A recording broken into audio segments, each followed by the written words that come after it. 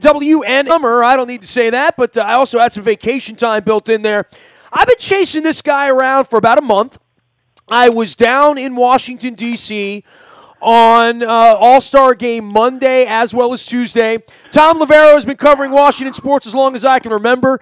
He is one of my favorite local scribes. You must follow him out on Twitter, and you must give his Cigars and Curveballs podcast a listen from time to time as well. It is always a pleasure and a privilege to bring him back onto the program. Tom, how you feeling? How's your summer doing, pal? It's doing great, Nestor. Just got back from a week at the Jersey Shore. You know what's interesting?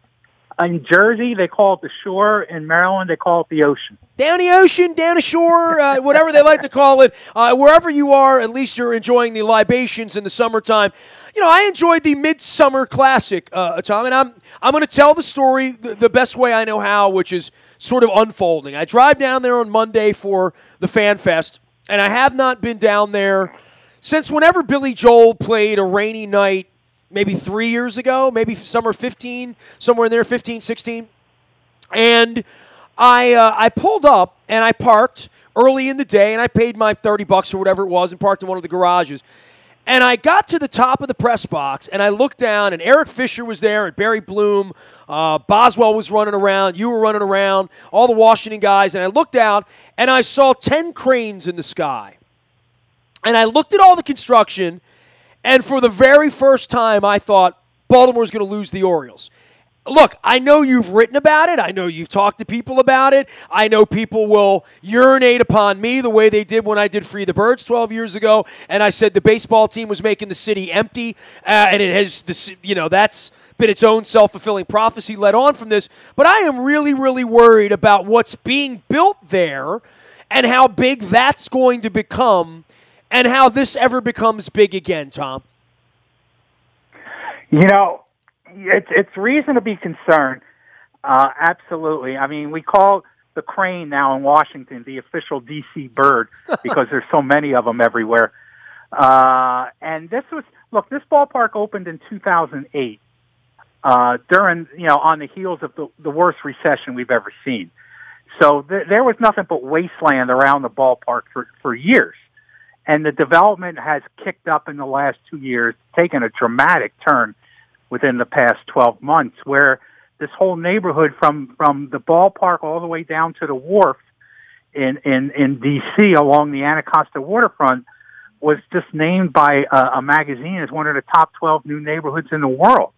That's the world, by the way, world. Yeah. World. Yeah, so it's been a dramatic difference.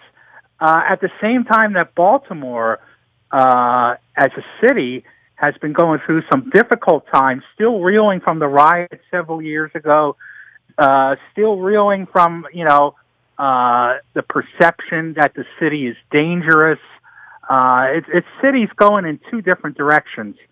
And it does put the future of the Orioles, to me, not necessarily moving out, but it does put the future of the team in question. Well, Tom, for me, the Orioles have always had this rich history and all this stuff to sell, and Brooks Robinson and Boog Powell and all of that, even Cal Ripken. I don't know what the sales pitch is for the Orioles the next 3 years, which is we've been incompetent for a quarter of a century. Hang on, we're going to get competent all of a sudden and go not only compete with the Yankees and the Red Sox, which has always been the inherent danger and the danger that we talked about back at the turn of the century when the Washington Senators, Nationals, Fairfax, Northern Virginia, Collins, all of that stuff was percolating. And Peter was saying to me, over my dead body, there'll never be a team in D.C. And look, man, you and I will get together one day, maybe on some cigars and curveballs, and sit on a couch one day and go through a bottle of wine before it's all over with and really soup the nuts this thing, because I've written now 2 books on it, quite frankly, and the Peter Principles and how much money's been involved in all of this. But I don't even care about any of that. For this conversation, none of that matters. What matters to me is, what does this look like in 2025, 2030, and 2035? And man, I'm telling you, baseball is trending so old, so white, so slow, so boring. People like you and I that love baseball. I went to the ballpark in Pittsburgh. It's the first time I've been to a game this year, other than the All-Star game, which isn't even a game. You know that. And I sat out in right field the day after Ray Lewis went into Canton. I had busloads of people. And by the way, Tom, I had 150 people that went out to Canton with me. I had 150 tickets that I bought all these people to go to the Pirates-Cardinals game on a beautiful 74-degree. It wasn't hot. It wasn't humid. Regatta was going on in Pittsburgh. Half of the people on my trip said, no, I want an express bus back to Baltimore. I don't even want to go to a baseball game on a beautiful day in Pittsburgh, not even when I paid for it. So, all of this stuff happens, and I sat out there in right field, and I looked down, and I watched the game, and it felt to me about 70% of the game was so shifted, watching from the roof. I'm like, no wonder hitters can't hit. Pitchers are winning. Pitchers have all this arm strength now. The home run, the strikeout. It's a different game, man. I don't know that I love baseball anymore. I'm trying to figure that out, Tom. I turned 50 this year. Well, look, part of the problem is, and we've heard people talk about this already. Jason Worth pretty much came out and said this recently. The geeks have really messed up the game in the front office. I mean, they've turned managers into robots. You'll never see an Earl Weaver type of manager again. You'll never even see a Davey Johnson type of manager again in this game, because you have all these number nerds that are dictating to the manager what your lineup is going to be, what your pitching rotation is going to be, and how these guys are supposed to hit. So I think that's a big problem that baseball needs to overcome. Inherently, I think baseball has a legacy that's healthy, and I'll name one reason for that. Minor league baseball. People just dismiss it, forget about it, but, for this young generation of kids growing up, I'll bet you if you talk to most kids, the first professional sports event they've ever been to in their life is a minor league baseball game somewhere. Somewhere in America, there's minor league baseball played all the time. Compared to, if you go back 35 years ago, there was one minor league team in the state of Maryland. Now I think there's 5 or 6. And it's affordable, family-friendly entertainment. And that's how kids are introduced to baseball. Now, the idea of playing the game, that's a past concept. Kids have been playing soccer for 4 decades in this country. We've been hearing about how they would grow up to be soccer fans, and it never translates to dollars at the box office for professional soccer in this country. If kids are, for a spectator's introduction, baseball is still an important part of that. The other thing is, for all the hand-wringing about television ratings nationally, in almost every market, usually the top 5 TV show on any given week in the summer is the local baseball team.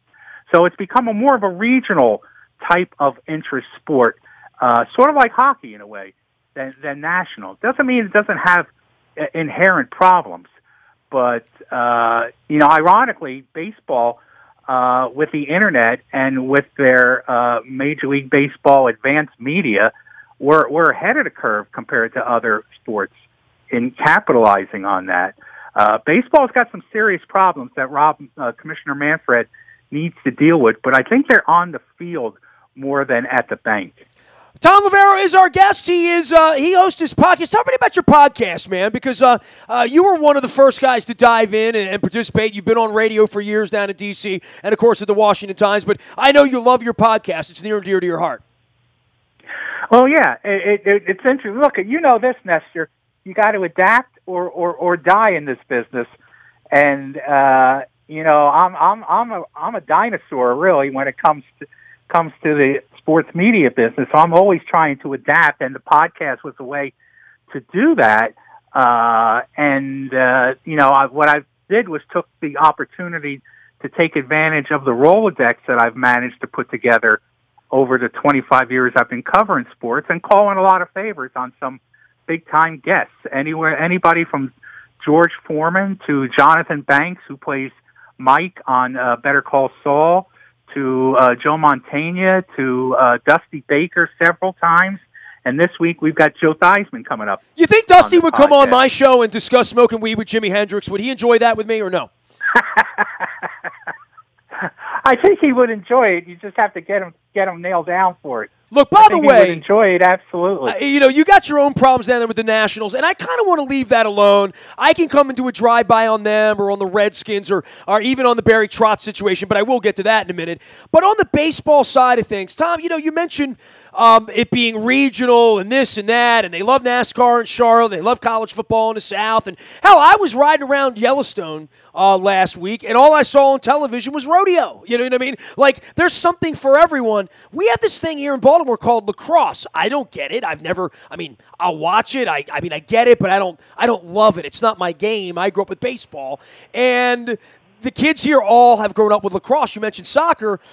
That's an inherent problem, but Baltimore's got a lot of things stacked against it, right? The thing it's got going for it is, well, they have this beautiful ballpark. Great. No one's in it. How are we going to get people to it? The people who run it don't know. And then there's the whole internal part of Buck and Duquette and dealing everybody away and this pissing match they're going to wind up in with Adam Jones before it's all over with. Watch. I'm predicting that this will not end well for anybody, as he's already turned down the trade. And I don't know what the future is, but I don't trust these people. These people don't know what they're doing. The old man's dying. The kids are taking over. They're doing lots of things, but there's nobody out in front of it. And really the issue here, and from having a press pass around here, I don't know if you still have one or not. I don't. Maybe it's the color of my skin. I'm not sure, Tom. But the one thing I know is they're never transparent. They're never out in front of it. They don't get it. They don't understand what people even want, and I don't think people here want baseball anymore, to be really honest with you. I don't know that anybody's clamoring to run to a baseball game, and I don't know who the new people, who are the people that aren't exposed to baseball or haven't been in a long time that are going to come running back and giving them money. There aren't businesses here to support it. There isn't media here to support it. And there isn't a fan base here. There is a legacy here that they've abandoned for a quarter of a century in a lot of ways. What's interesting, though, now at least the two sons seem to do everything they can now to embrace that legacy. They brought Brooks Robinson back. They brought Eddie Murray back. And that's smart. I mean, it's too late to do that. They should have been doing that years ago, but it's smart to embrace your history when it's so rich. I think that the franchise is going to wind up having to be sold. I think baseball is going to force them to sell the franchise at some point. I think that group is going to be a group that involves Cal Ripken if Cal Ripken still wants to be involved in something like that. And I think, you're going to have to let that play out before you write the obituary for baseball in Baltimore. I think what you need is a change of ownership more than anything else. Well, I've only been saying that's what Free the Birds meant. It meant please sell the team. Literally, that was the message. Please sell the team. And we're 12 years out. And look, I would say on the backside of all of this, the couple of years of winning really deodorized the place, Tom, right? I mean, and now the stench of the mismanagement. I mean, they're in this rebuild. They're going to lose 120 games this year, whatever it's going to be. And they're going to say, well, it had to be done. No, it didn't have to be done. You didn't have to run the team into the side of the ground, crash the plane, watch it burn, and bring in 15 minor league players that other teams don't want anymore. And, I'm kind of blown away by what's left of the fan base's philosophy on this, as though blowing it up somehow isn't a result of incredible, rampant, long-term mismanagement. Oh, I know. That's part of the geekdom now in baseball is you've got a fan base that is in love with prospects, except they can't recognize prospects. They think if you trade for 3 or 4 minor leaguers that another team was willing to give up, that's some kind of great deal, because these are minor league prospects and they're going to grow up to be major leaguers. This whole myth of that you have to let your team lose 100 games in order to compete and be good. I don't buy into that either. I think you're right. It may be harder for small market teams to manage, but that's part of the challenge. And mismanagement shouldn't be rewarded. And there's been terrible mismanagement with this organization. It's remarkable that the winning that they had for a few years took place. I think that was a miracle, however they pulled that off. But you know, in a way, we're dealing with the same thing here in Washington with the Nationals, you know, who have been a disappointment, and people couldn't wait to dismantle this team at the trade deadline for prospects, as if that's some kind of like, you know, like pot of gold awaiting them. So no, I don't buy into this notion that you've got to destroy the team in order to improve it. And this team has been destroyed, the Orioles. Well, and then there's how do you rebuild it, not only on the field, off the field, in the community, and all of those things. But I really am concerned about the Nationals becoming the 10,000-pound gorilla in the marketplace for money, for marketing, for concern, for where the youth money is, where the big money is coming into that neighborhood. I saw sort of the Yankees of the South there, Tom, and that's the part that really was disturbing to me. You know, 20 years after having Angelos say, we don't believe there should be a team in D.C., you'd have the same thing you have in the Bay Area. You'd have two teams that can't compete. 20 years later, you're going to have one team that became the Giants and one team that allowed itself to become the A's, you know?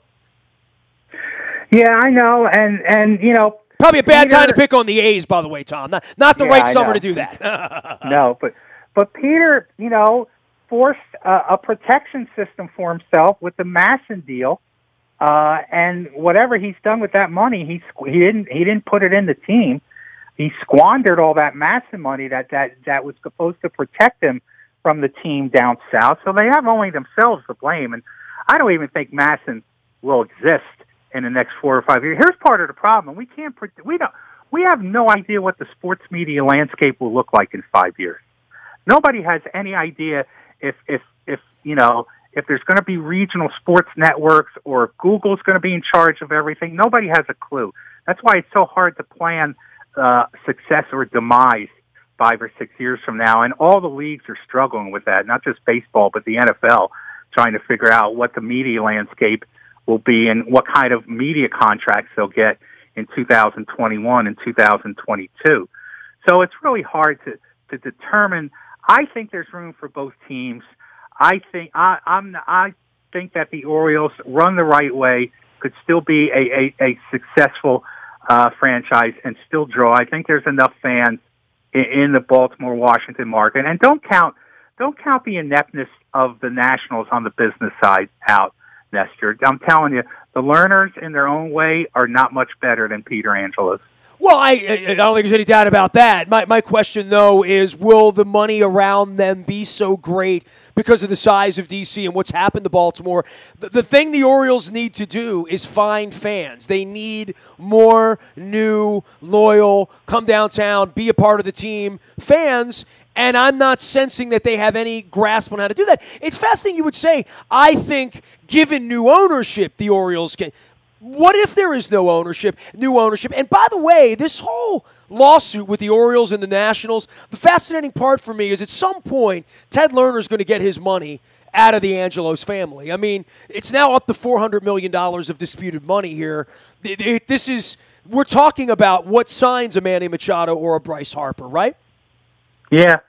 And you know, I don't think the Nationals ever had any intention of signing Bryce Harper to begin with at this point.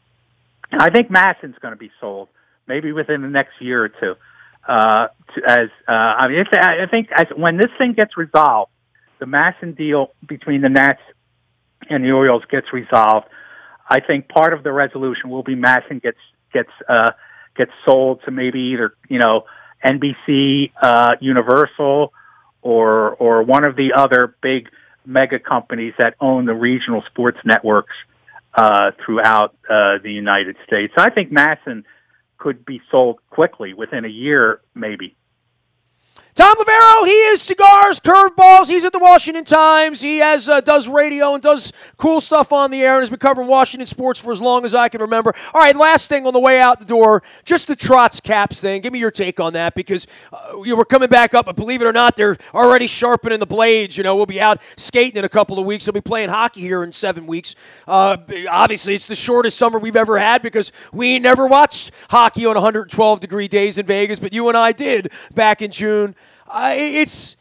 I don't know what to say about it other than Trotz didn't like them and they didn't like him. You know, that's kind of the way I'm portraying it, because if there was a kumbaya to be had after you win a Stanley Cup and treating people fairly and paying them fairly when there's $20 million of money out in the marketplace for a guy who's not a rich guy, who's done the right thing, I don't know. The whole thing, talk about needing deodorization. When you need to deodorize after you win a Stanley Cup, it's a little weird, man.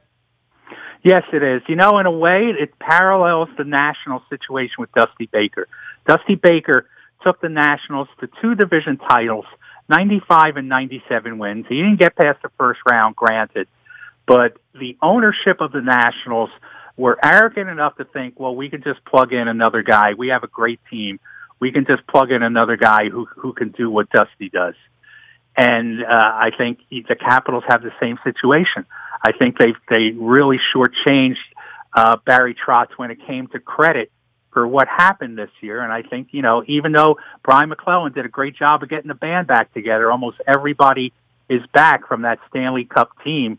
There's going to be a lot of questions if they become the old Capitals and exit in the first or second round of the playoffs this year. And that's so horrible, right? Like being the old Capitals where you only go 2 rounds in, that's no longer good enough, right? So I don't know that the organization can live up to what they did, you know, this past spring. Unless they win a cup again, everything else. I mean, Trotz is going to be martyred through all this, right? I think so. I mean, he's going to be the Davey Johnson, right? Like we had here in Baltimore, right? Like, yeah, they've talked themselves. Fans here have talked themselves into thinking everything will be all right, but that'll change if they struggle early in the season. The Barry Trotz love will surface again, and he'll be missed, just like Dusty Baker is missed right now in Washington. Tom, always appreciate your insights, man. I hope you're doing well. You know, anytime you need anything up here in Baltimore, give us a shout. I know you have been writing about the Orioles and their future, and I've been trying to track you down all summer. And obviously, we're not going to talk a whole lot of baseball around here the next couple of weeks. We have the purple birds flying around. Redskins are going to stink, huh? You know, normally I say yes, but they've got this pass rush going for them that could be pretty destructive. I like their front seven. They've got a lot of guys that could cause a lot of problems. And you know, if you've got a great pass rush, that can be an equalizer for a lot of other things that go wrong. That can change field position. It can change in turnovers. And that makes me think they could win 9 or 10 games. No, I like that. You know, the Kirk Cousins thing and the whole DC thing, you know how much we don't – look, I have no angst toward the Nationals yet. I do, but not really. And you know, I'm a Capitals fan. I support the Wizards.